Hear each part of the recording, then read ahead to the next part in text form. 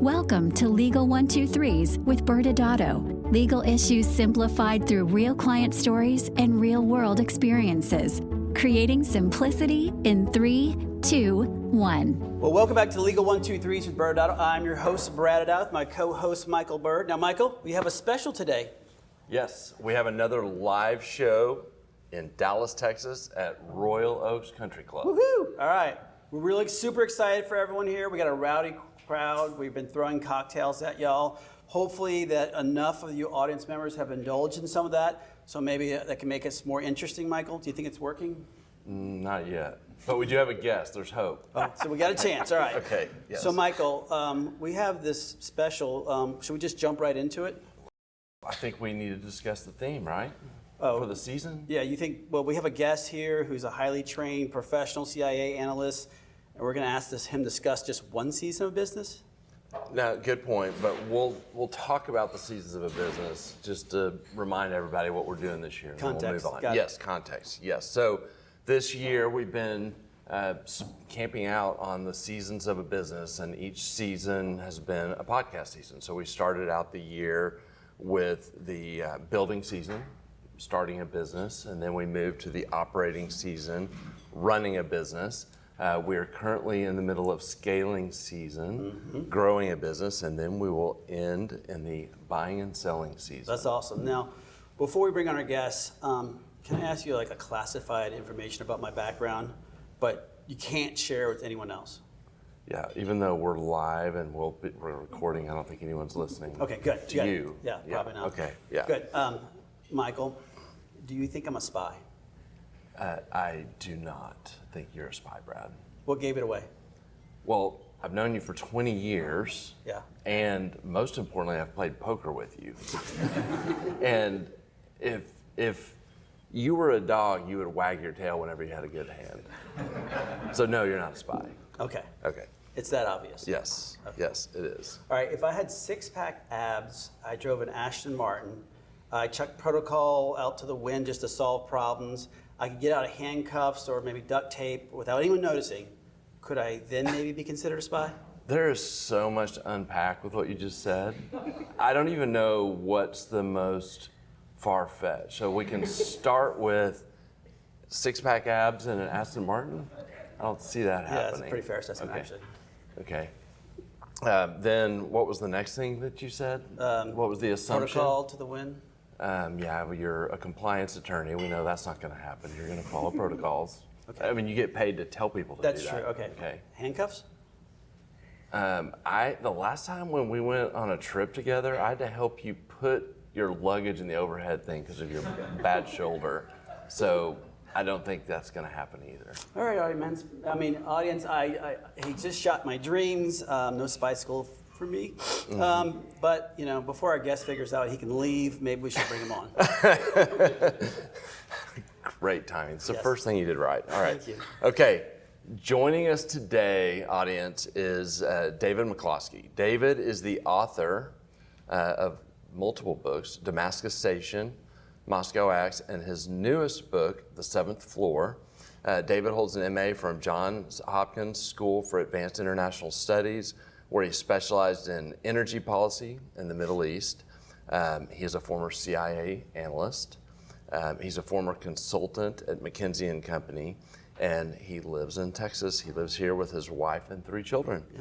Welcome. Hi, thanks for having me, guys. Yeah, excited to be here. Yeah, we're real excited for you, and we're going to just hit the hard-hitting questions right away, so not to let you run away again. First off, do you currently drive an Aston Martin, or can you get out of handcuffs? So they make you turn in the Aston Martin when you leave the agency, and yeah, the fuzzy pig handcuffs go back too by the time you leave.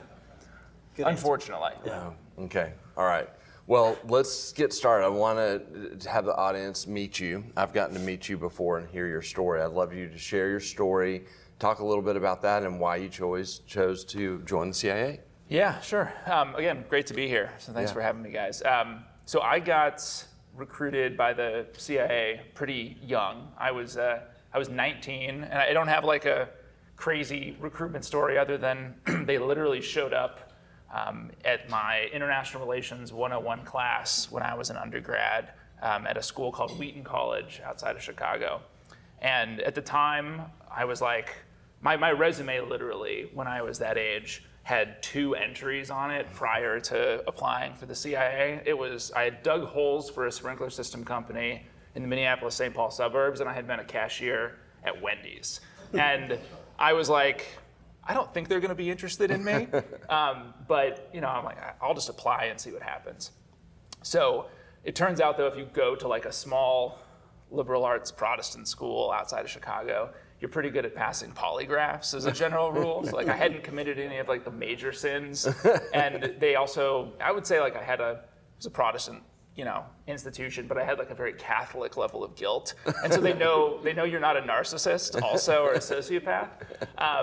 And so I kind of walked that narrow path, got in, and really I think I was intrigued by it because I wanted to understand how the world worked. I wanted to travel, and it felt like the CIA was a place where I would get kind of, I thought at the time, and I think it was true, this kind of insider's view of like, well, how do things actually function in the real world? And so I joined as an intern, actually, after my sophomore year, and then full-time when I graduated. Man, our interns and your internship is totally different. Yeah, what do you do on an internship at the CIA? Yeah, well, they put you through the whole clearance process, like up front. Getting out of handcuffs. So getting out of handcuffs, how do you crash the Aston Martin appropriately? It's like, full medical, full psych exam, multiple, like what we call lifestyle polygraphs. So it's a very uncomfortable conversation with an absolute stranger about your deepest, darkest secrets for like 8 hours, full background check, all that. And then as an intern, you're just doing the work. So I showed up, and within a few weeks, you're writing intelligence reports and briefing and doing that kind of stuff. Now, I was at Langley for the internship, and then later in my time there, I was in the Middle East, but you're not traveling as an intern. But it's like a full thing. Yeah. Yeah. Well, talk real fast. Yeah. I just kind of context guy here. For the audience that doesn't know much about the CIA, talk a little bit about what its purpose is and what it does, and kind of how you fit in there. Yeah, sure. Well, so the CIA, I think the best way that you can think about what the Central Intelligence Agency actually does is it's like clandestine journalism. Like that's really the best way to think about it. The CIA exists to provide our government with an information advantage over everybody else. Like that is why it exists. And the role of the CIA is basically to explain what's going on in the world, why is it going on, and what does it mean for us. And so I think the best analogy I can give is it's a lot like investigative journalism. You think about, as a CIA analyst, you have a question you're trying to answer, right? Like, I worked on Syria for most of my time there. And when the protests and unrest started there, it's like, okay, well, what's going to happen, right? It's a big question. It's a question that really matters to like the president and other policymakers. And so you have sources that in a journalism context might work in a business or might be an academic or something. In the CIA context, they're people that we have recruited and paid and trained to give us secrets. So they're people who are committing treason in their own country. They're Syrians who are giving us stuff that they shouldn't be giving us. And then you try to write it all up and communicate it in a way where it's like the president's daily brief is this essentially classified newspaper the president gets every day. And the articles for that paper are like a page long with maybe a graphic or a map or something like that. So very concisely explaining the answer to that question. So it is a lot like journalism in that way. It's amazing. Brad, you would have whiteboard stuff all over that. There are a lot of whiteboards too. So let's take a step back. You're interning at Langley. You were working at Langley. So I don't know how much you can give away that's classified. So if you say no comment, that's fine. But is it true that at Langley, at CIA headquarters, they actually have a hot dog machine? Yes, that is true. Okay, and I was worried about that. It's one of the more bizarre. I mention it in my first book because as I reflected on it, at the time it didn't seem that weird to work in an organization that has a hot dog vending machine in the basement. But in retrospect, it's kind of strange. And it is I actually think it's been retired since. It was a Hormel branded hot dog vending machine that was down in the basement, and essentially it was like $1.25 or something, and this carton pops down, and a bun, and then a hot dog, and then there's like a condiment stand next to it, and basically the cafeteria shuts down every day at like 4. So if you end up stuck there late, Wow. you're Government eating, workers you're eating go hot dogs. all the way to 4 o'clock. You're eating That's hot great. dogs. Yeah, I know, it's surprising, isn't it? And so we eat those at night when you're working on pieces or things like that, and having to stay late. And I think the number I consumed is still a highly classified fact that I won't share. Yeah. But I've never seen one anywhere else. Like I don't know if it was made specifically for the Central Intelligence Agency by Hormel, but it's the only place I've ever seen it. That's true. Okay, good. I got that done. I'm feeling better about myself now. Oh my goodness. Okay, so can you talk about where you mentioned a minute ago you were stationed overseas? Talk a little bit about that. Yeah, so I did a couple years at Langley, and then in 2010 I had been working on Syria the whole time I was there. And so I went to Damascus and lived there, really up until the unrest started, and then we had to leave. But I did a lot of living in Damascus, but then did a lot of travel, sometimes for months, sometimes for weeks, sometimes for days around the region. Saudi, Emirates, Jordan, Turkey, Israel, everywhere. And it was a really incredible way to kind of peak. It's very interesting to work on these topics, and then you're reading the intelligence and you're meeting with a lot of the people who are involved in sort of making the policy or whatever. And then you're reading the press about what's going on. And I think for me that kind of scratched that itch that I had when I was in college. Like what's actually happening? You kind of see it, and you can see where the press get things right, where they miss things, where things are totally wrong.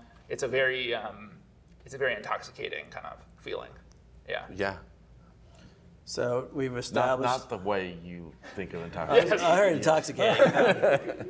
So we established the fact that in your training you learned how to jump out of planes and drive fast cars and wear fancy clothes, obviously. So as an analyst, you were saying that you're just gathering this information and then just being a journalist, like a special hat that you kind of type on a typewriter kind of thing.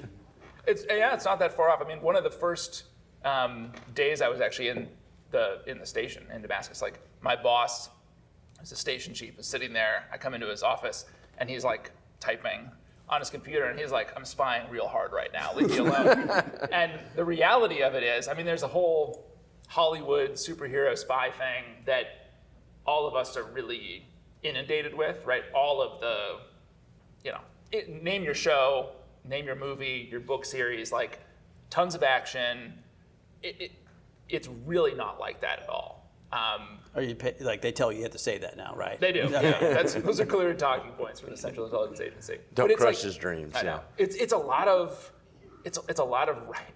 writing. Like spying is a lot of writing at the end of the day. A lot of waiting and a lot of writing. So lawyers could be spies. We're basically basically spies. It's amazing.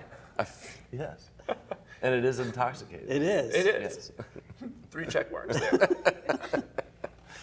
Well, I think the next, I guess getting more serious then is you were talking about these things that you put together from your meeting with, I guess, President aides or the president himself. Talk about the process you would go through when you're trying to brief your colleagues or try to go through the process of actually briefing or taking all that information from the different people that you're speaking with and trying to break that down. How difficult is that, and what's your process? Yeah. Well, it's very difficult because you're dealing with, you think about the sources you're looking at to answer those questions. Some of them are terrible and you don't know it. Some of them are terrible and you know it. You often have massive gaps in the picture, right? You don't have all the information that you would really want because you're trying to steal this information from another government or organization. They do not want you or anyone to have it, so they're hiding things.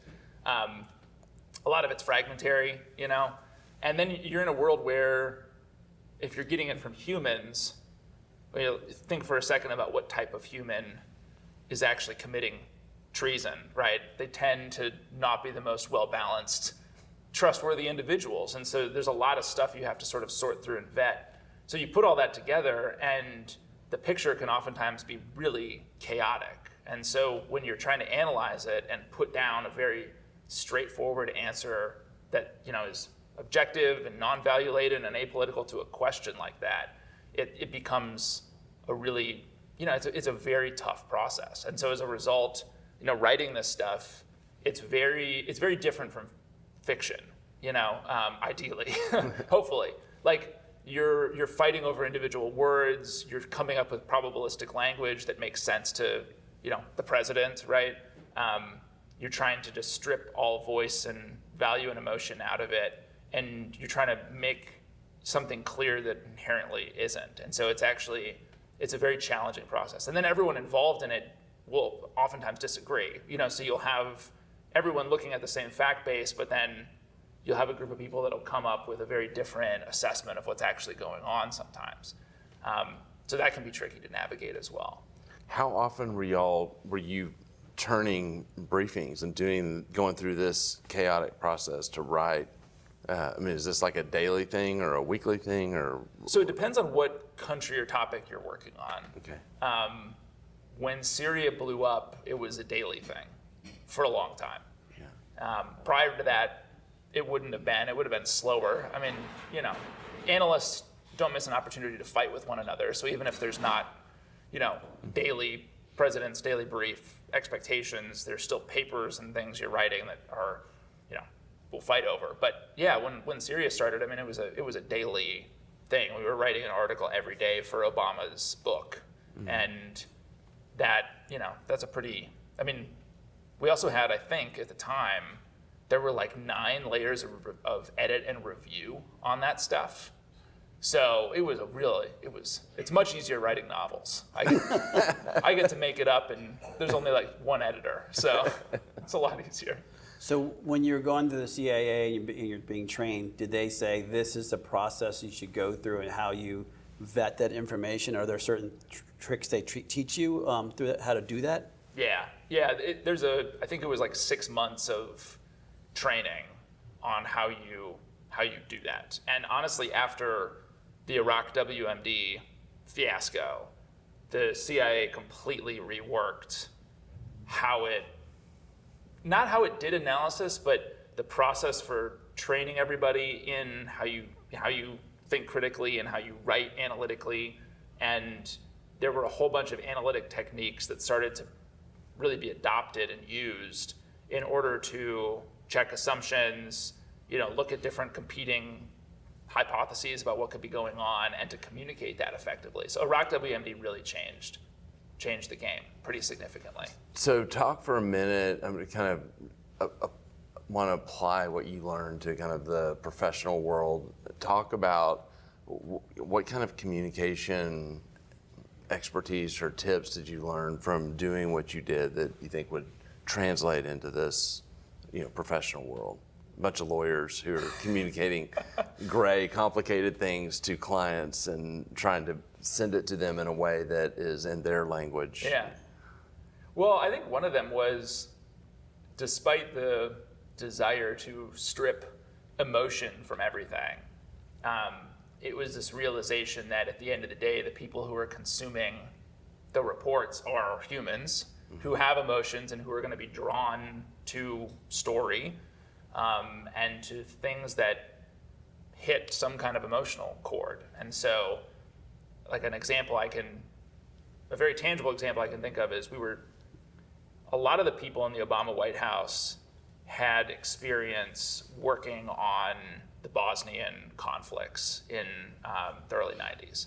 And so they took these lessons and applied them to Syria in particular and said, well, it's kind of like this because of this. And it really and we weren't writing anything that was making any of these comparisons, just this was the experience that a lot of these men and women had 20 years earlier. And so we started thinking about how can we address some of this stuff, because there were some assumptions that they had about the way the war was unfolding in Syria were correct based on that kind of historical reference, and some weren't. And we ended up writing a paper that did that comparison and actually specifically used some of these pretty awful, but historical events that had happened in those conflicts as the comparison point, because we knew that some of these policymakers had been directly involved in them. And so I think even with the desire to kind of make these products really cold and analytical, there's always emotion involved in the decision-making process and in how you absorb the information. And I think some of the stuff that we wrote that dealt with that directly or indirectly were some of the products that had the most impact on, the administration's thinking on the war. Gotcha. Well, and so you said that you would write a brief and then it'd be 8 different people that edit it. Was it like your spell check was not working? Like, what were the things that you started learning very quickly about how they started stripping down or changing things? Well, sometimes the changes were just ridiculous. And so you kind of have to deal with the fact that you don't always agree with your editors, but, they outrank you. And so at some point you have to salute and be done. A lot of it would be disagreements about what particular words mean, or really searching for utter clarity in language. Sometimes it would be like, because the president isn't oftentimes spending a lot of time with this book, and their schedule is extremely condensed. And so sometimes it's like, well, how can we take the essence of this thing that you have written on a page and a half and try to get it in half that volume so we can put other stuff in or kind of get through it more quickly. So it's like economy of language too. It was a lot of that. Mm-hmm. And then it's honestly, it can be this give and take of like, we have a team of people who are looking at a topic and writing on it. And then if you have someone who's sort of outside that day to day, they can push on judgments in a different way. They'll come at it from a different perspective. And so there's real value in that too.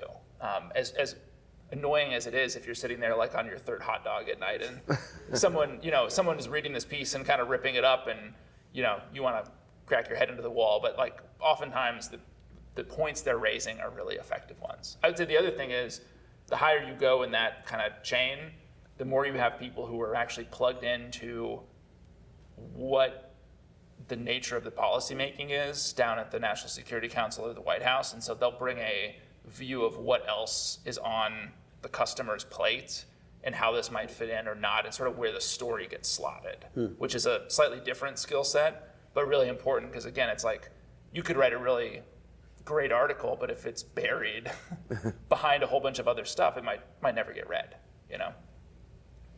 So what in the world made you think, I'm going to take the leap? It doesn't sound like a leap at all to becoming an author. It sounds like you were an author before and then in the private world decided to write a book. Well,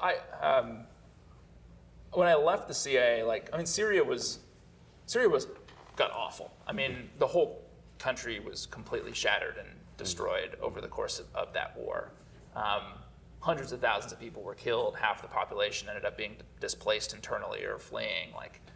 It basically broke down into a kind of system of warlords that had completely wrecked this place. And that was a pretty affecting experience for me emotionally, having lived there and befriended tons of Syrians and just kind of lived through it. It was awful. And when I left, I had, I think, a desire to kind of process that in a way. And so I started writing, and I had no intention that it would become like a novel or anything. It was just, I'm trying to work through some stuff in my head. And so I just started to kind of write it down.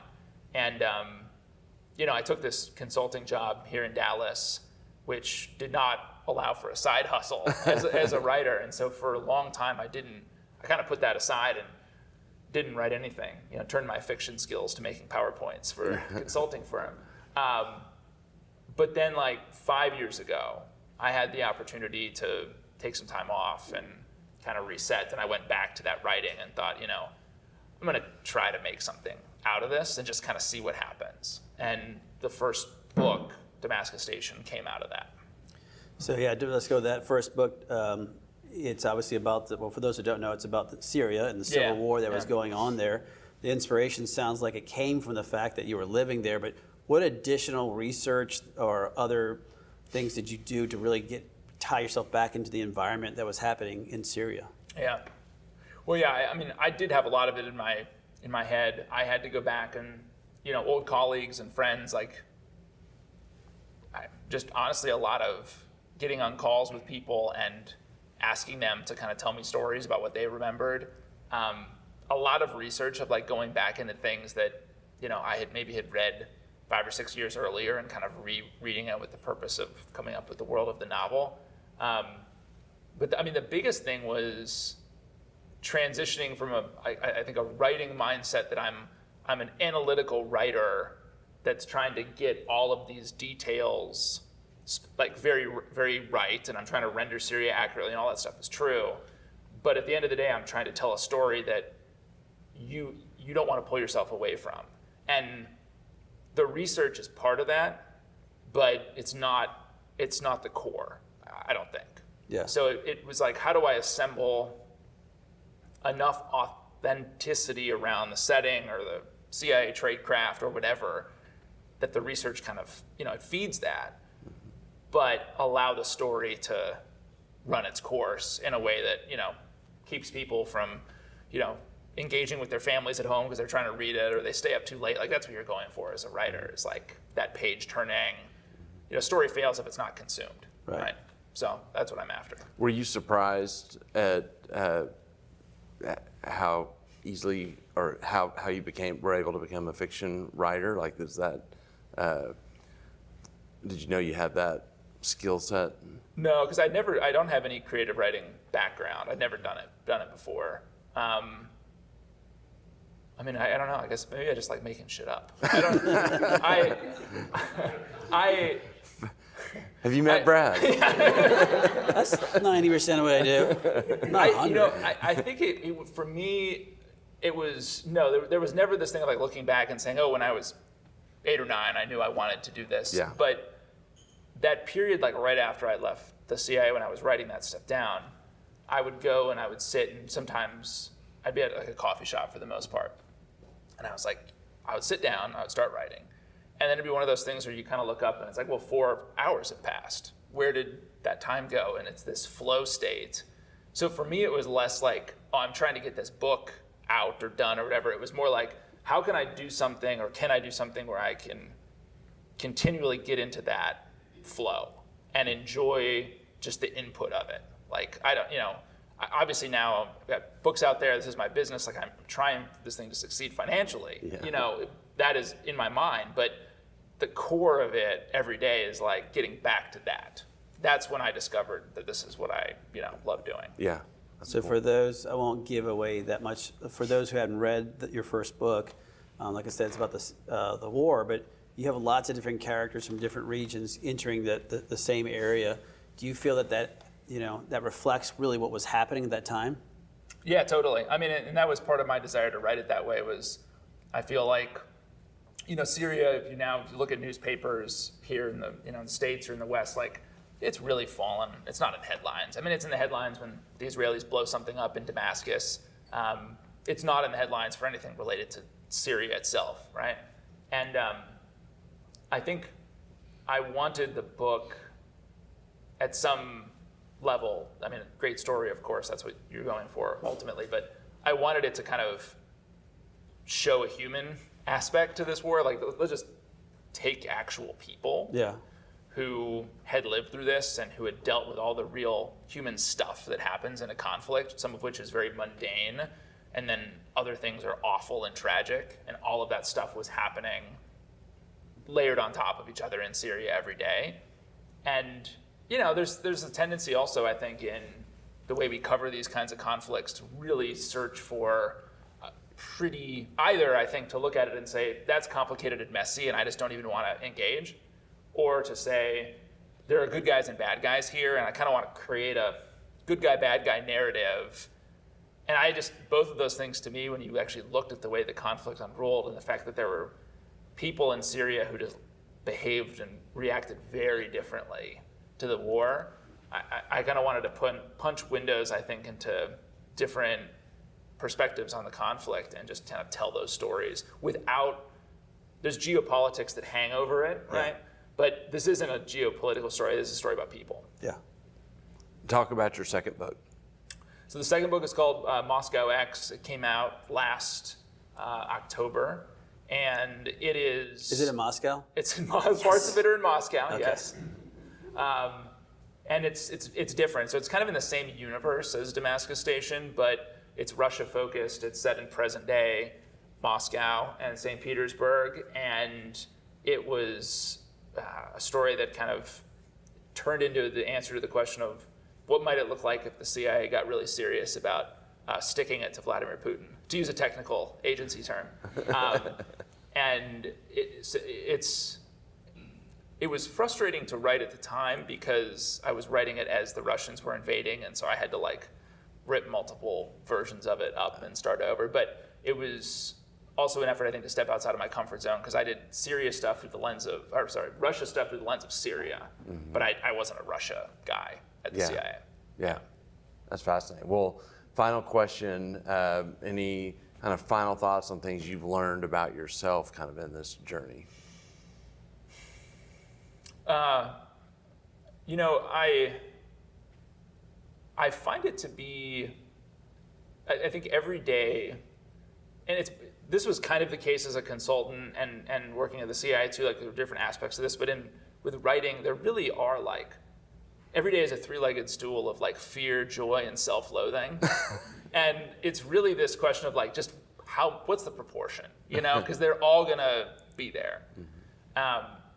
The like blank page, or the idea of having to sit down and really manufacture sometimes a story out of nothing can be really, really daunting. And I think the other thing I would say is I have come more and more to the conclusion that like, and this will sound kind of weird, but when I was writing at the CIA or at McKinsey, it always felt like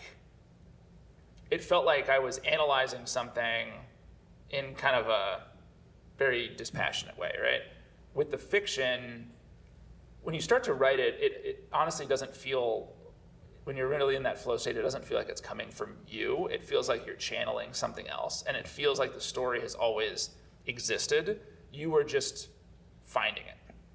And so there's this very interesting feeling of like an archaeological dig almost, of like this thing exists, I'm just digging here, and maybe there's nothing interesting, and then I dig here and I find something, and then you sort of dig this whole thing up over the course of the writing process. But it starts to feel like the characters actually are real, and the story is real, which is it's a very cool feeling when you find that. Yeah. Because it has a sense of like, this thing has always existed. I'm just the one who's kind of, communicating it to the world, which is kind of, I realize it sounds kind of mystical, but it's a very kind of profound and powerful feeling when you find it. That's cool.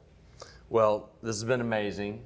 We are going to take a break for a commercial, and then on the other side, we will take some questions from the audience. Sounds great. Many business owners use legal counsel as a last resort rather than as a proactive tool that can further their success. Why?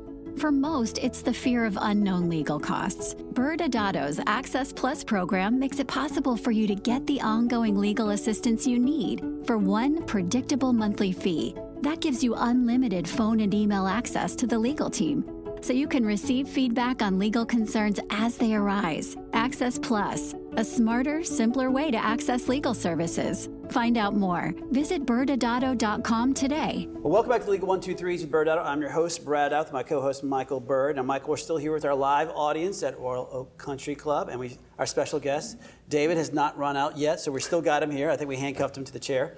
Now, at this time, because we have this audience, about 200,000 or 300,000 people here, I think it's time to really start getting some questions for the audience, and so raise your hand if you got one. So you were talking about how you had to, most of your information was coming from these sources that were there. I'm sure a lot of this is confidential, but how were you interfacing with them most often? I'm assuming it's not face-to-face every time. So what's the way in which you're both giving and receiving information from these people generally?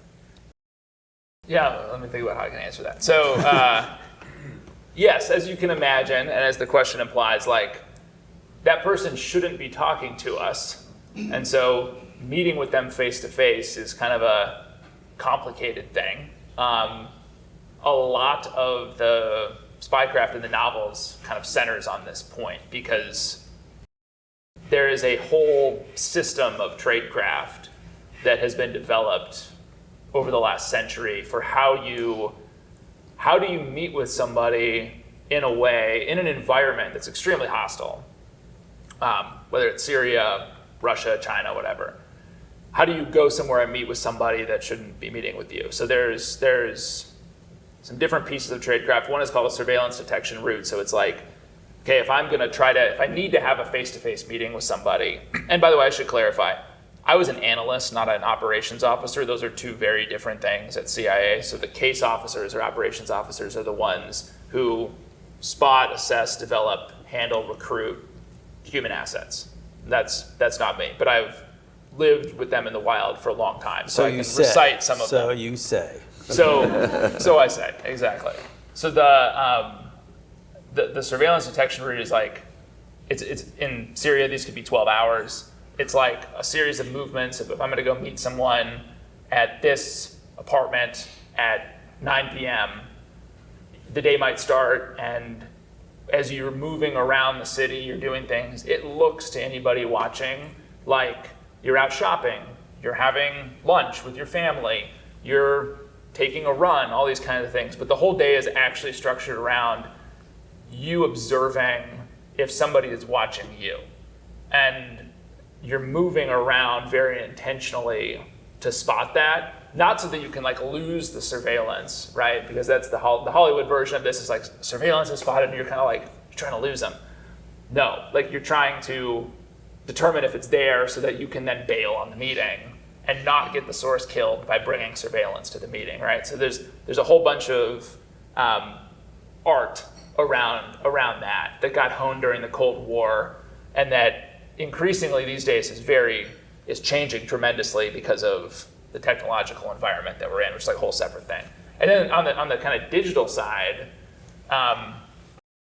it's there's a lot of very creative ways that we've come up with to engage with people, and it's kind of this trade-off of like the ways that are easiest to get information back and forth are also the least secure, right?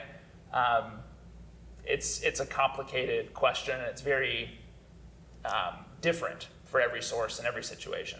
Do we have other questions? Just come up front, please. So being over there, it's probably a difficult and complicated environment. How did you find normalcy and kind of your experiences over there, or spots of happiness over there?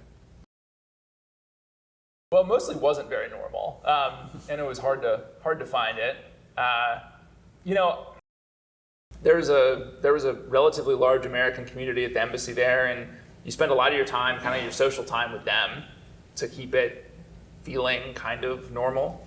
But it is strange. I mean, it's like a weird, you get used to it over time, but like someone's watching you at all times. They break into your apartment and hotel room and let you know that they've come in, and you don't know where they've got camera, all this kind of weird stuff that over time kind of wears on you or starts to, if you reflect on it for a second, you're like, it is kind of weird that someone's watching me all the time, and I kind of have to go about my business like they're not. So it's kind of a grating thing. Felt good to come back after that. I think we have time for one more question. Oh, up here in the front. Hi.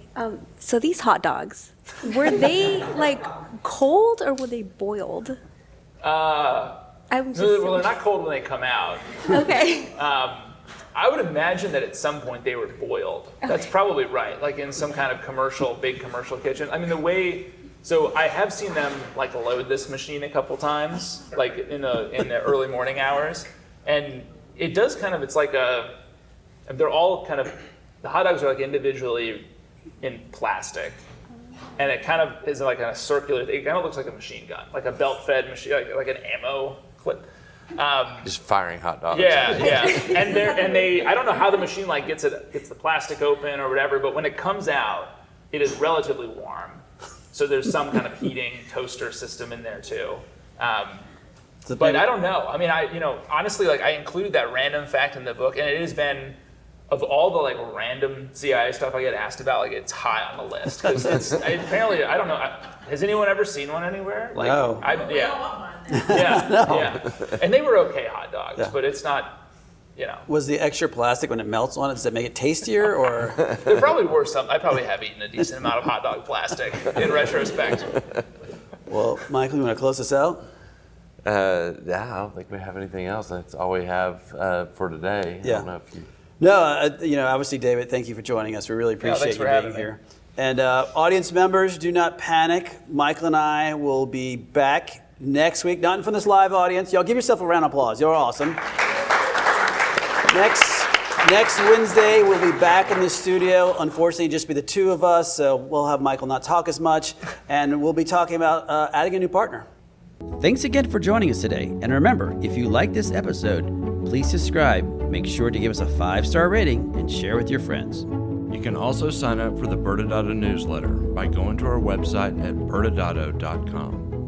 ByrdAdatto is providing this podcast as a public service. This podcast is for educational purposes only. This podcast does not constitute legal advice, nor does it establish an attorney-client relationship. Reference to any specific product or entity does not constitute an endorsement or recommendation by ByrdAdatto. The views expressed by guests are their own, and their appearance on the program does not imply an endorsement of them or any entity they represent. Please consult with an attorney on your legal issues.